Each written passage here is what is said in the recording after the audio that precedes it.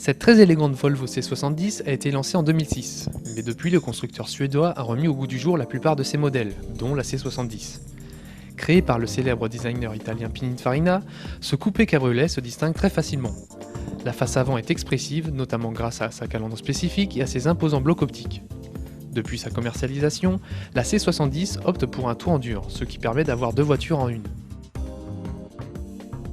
Pour le moment, deux motorisations diesel sont au catalogue, un 2 litres D de 136 chevaux en entrée de gamme et un 5 cylindres D5 de 180 chevaux. Ce dernier ne manque pas de tempérament.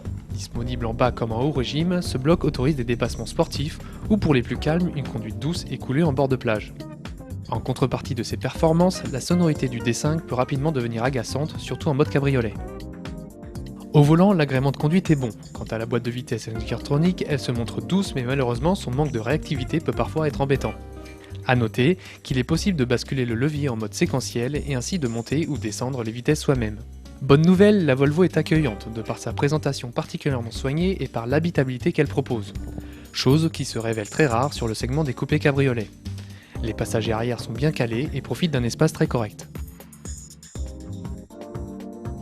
En mode décapoté, le volume de coffre est un peu juste.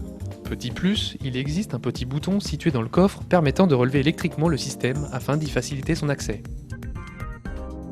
Notre Volvo C70 D5 Geartronic équipé de la finition Summum est affiché à 44 310 €. Attention, ce bloc arrive en fin de carrière et va bientôt être remplacé par un moteur D4 d'une puissance équivalente.